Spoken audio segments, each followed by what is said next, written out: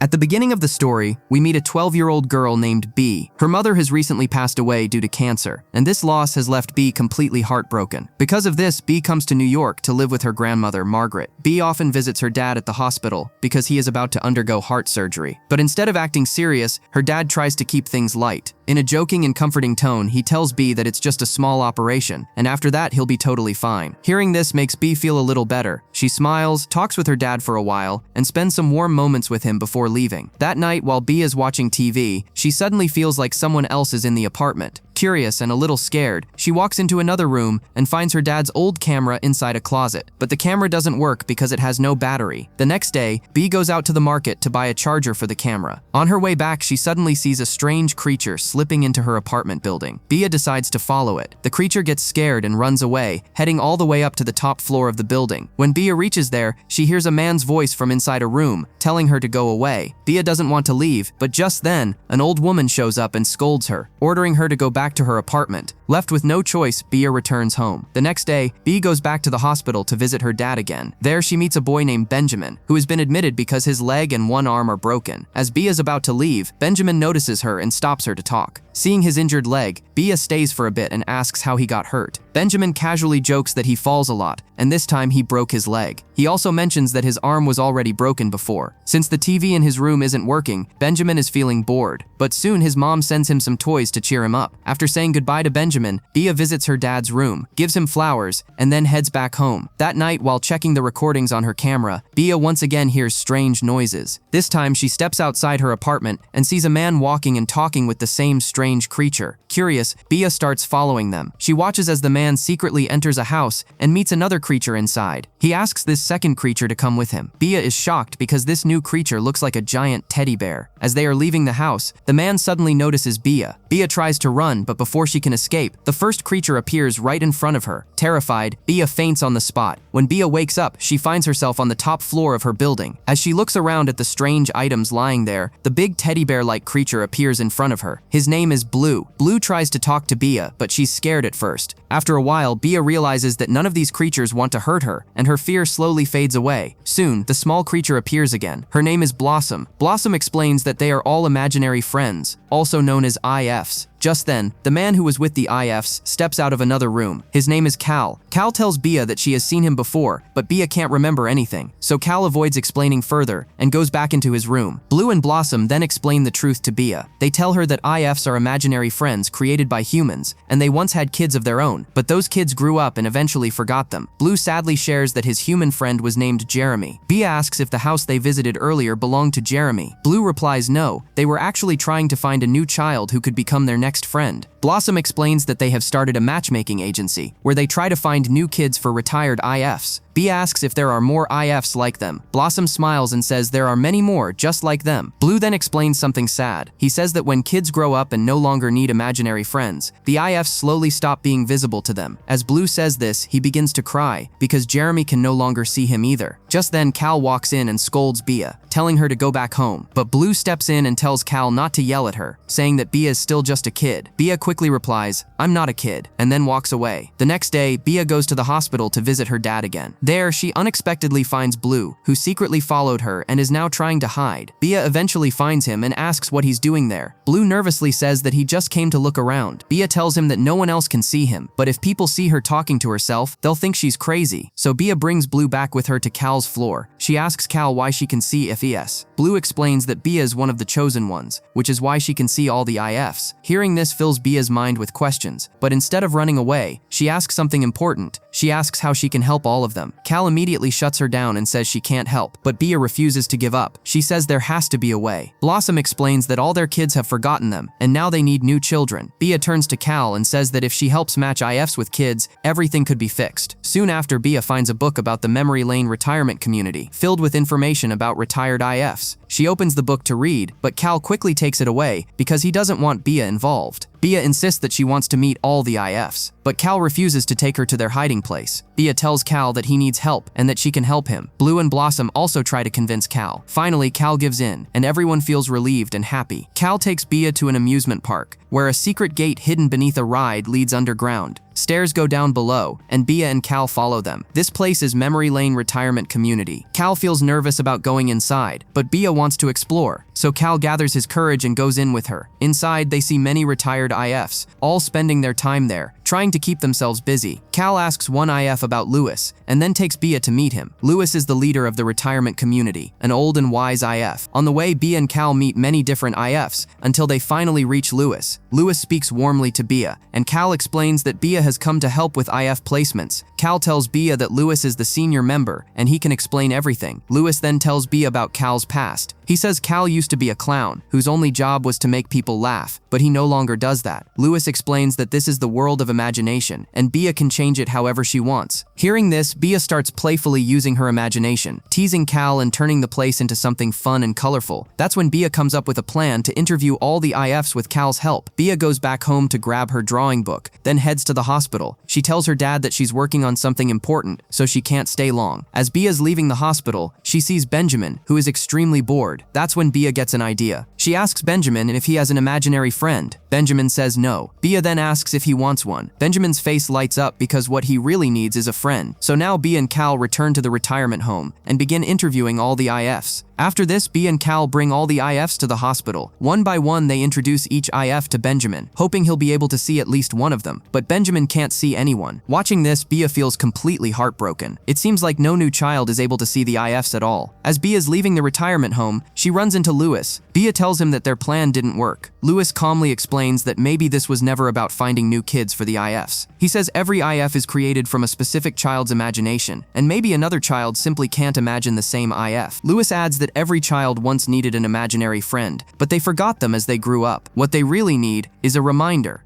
strong enough to help them remember their IFs again. Hearing this fills Bia with hope once more. Bia goes back home, where she's talking with her grandmother, Margaret. During their conversation, Margaret shares that she used to be a dancer when she was young, and she was really good at it, but as she grew older, she stopped dancing. Margaret even shows Bia an old childhood photo of herself dancing, and that's when Bia notices something shocking. Blossom is in the photo. In that moment, Bia realizes the truth. Margaret was Blossom's human friend, but she had forgotten her. Bia rushes to Cal's place and asks Blossom if she is her grandmother's IF. Blossom gently confirms that she is, but Margaret can no longer see her. She turns on an old song on the gramophone, hoping to awaken Margaret's childhood memories. Bia hides. As Margaret comes in to turn the music off, she pauses. The melody brings back memories of her younger days, and slowly, Margaret begins to dance. As her memories return, she also remembers Blossom. Blossom starts glowing and begins dancing along with her. Margaret can finally see Blossom again. She then takes Blue to meet him. Jeremy is now a grown man, attending a job interview at an office. Bia, Cal, and Blue reach the office, and to trigger Jeremy's childhood memories, Bia eats a cream roll right in front of him. That small detail works. Jeremy suddenly remembers his childhood, and just like that, he can see Blue again. Blue is overwhelmed with happiness. He hugs Bia tightly, grateful for giving him his friend back. Bia and Cal return to the retirement home, where all the IFs cheer and clap for them. Both Bia and Cal feel proud and happy. Later, back at home, Margaret nervously tells Bia that something went wrong during her dad's surgery, and they need to rush to the hospital. Hearing this, Bia panics. She runs to Cal, completely terrified. Through tears, Bia tells him that she doesn't want to say goodbye to her dad, not like she had to say goodbye to her mom. Cal gently comforts her and suggests something different. Instead of saying goodbye, he tells her to read her story to her dad. Bia hugs Cal and breaks down in tears. At the hospital, Bia learns that her dad is still unconscious. All her IF friends arrive there too. Bia walks into her dad's room and softly tells him that her story is finished and she wants to read it to him. She begins telling her story. She says it's about a girl who loves her dad more than anything. The girl tried really hard to grow up, and she did, but no matter how grown up she becomes, she will never let her dad leave her. As Bia starts crying, her dad suddenly wakes up. She tells him he's not allowed to leave her. Her dad smiles, happy and alive. He survived the surgery and now gets to live his life with his daughter. Bia rushes out and tells everyone that her dad is awake and completely fine. But then she notices something strange. All the IFs are gone, and that's when Bia realizes the truth. She can no longer see the IFs anymore. anymore. The next day, Bia brings a gift for Cal and goes to his building. She stands outside his door, but suddenly, the landlady approaches her and asks what she's doing there. Bia tells her that her friend lives here and she's come to visit him. The landlady looks confused and says that no one has lived here for years. She unlocks the door and shows Bia the room. It's completely empty. There's no one inside. Bia is shocked and heartbroken, but there's nothing she can do, so she quietly returns home. A few days later, Bia's dad is discharged from the hospital. He decides to take Bia with him to their other home. As Bia is packing her things into the car, some of her old childhood paintings fall to the ground. She looks at them and notices something familiar. In one of the paintings, Bia sees an imaginary character she created as a child, a clown named Calvin. In that moment, Bia finally understands the truth. Cal was an IF too, and Calvin was her own childhood imaginary friend. Seeing the painting brings all her memories back. Bia goes back to the same room where Calvin used to stay. The room is empty, but Bia still speaks. She apologizes for forgetting him. She says that he might think she doesn't need him anymore, but that's not true, because now that she's growing up, she actually needs him more than ever. Bia places the painting down, closes her eyes, and when she opens them, Cal is standing there, along with all the IFs. Bia's face fills with joy. She runs forward and hugs Cal tightly. Cal begins to glow, happier than ever. We then see Bia leaving her grandmother's house. But now Margaret has her imaginary friend back, so she's happy too. And Blossom, reunited with her old friend, is happier than ever. In the final moments of the story, we see that Cal now helps IFs reunite with their original kids. One by one, every IF finds their way back to their old friends. Everyone is smiling. Everyone is finally together. If this story touched your heart, don't forget to like, share, and subscribe. Because sometimes, growing up doesn't mean letting go. It means remembering the friends who helped us become who we are. Thanks for watching. See you in the next story.